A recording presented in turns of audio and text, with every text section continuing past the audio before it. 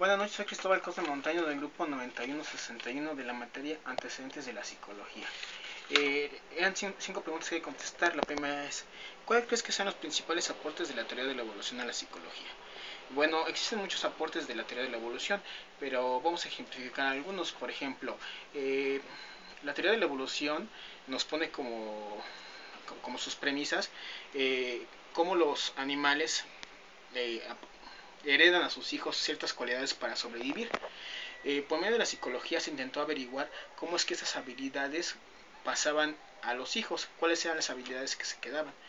Bueno, se hicieron estudios respecto a eso en la psicología y hizo que se adelantara y avanzara.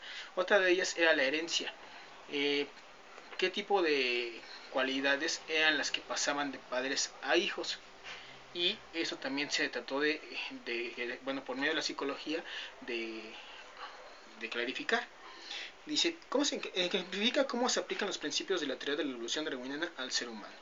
Bueno, podemos, por ejemplo, tomar, como decía la teoría de la evolución, aquellos animales que eran más fuertes sobrevivían. Bueno, dentro de la psicología se intentó observar a los animales y tratar de explicar en el ser humano las mismas actitudes que sobrevivían a ellos. Obviamente las cualidades que eran psíquicas, como el estímulo y la respuesta. ¿Qué tipo de estímulos eran los que nos llevaban a una cierta respuesta? Dice, ¿cuál crees que es la importancia de estudiar el comportamiento animal? Bueno, la importancia es que el comportamiento animal es un comportamiento básico. Tiene ciertas respuestas a los ciertos estímulos.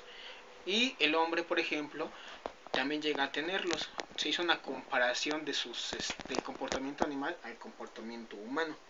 Si los métodos para estudiar el comportamiento animal son viables para estudiar el comportamiento humano, ¿por qué? Bueno, en un principio sí. ¿Por qué? Porque los humanos también tenemos respuestas básicas, que son las que tienen los animales.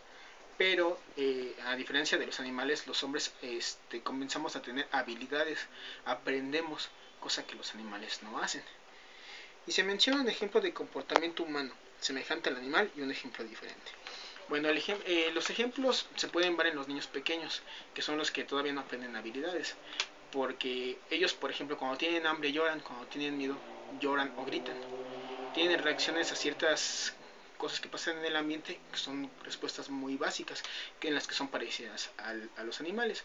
Sin embargo, la diferencia es que nosotros los hombres aprendemos. Así el niño, por ejemplo, llora cuando tiene hambre y de esa manera lo pide, pero conforme va pasando el tiempo el niño va aprendiendo que tal vez señalar es suficiente para que le den de comer, y más adelante cuando aprende a hablar simplemente con que menciona que tenga hambre le dan de comer.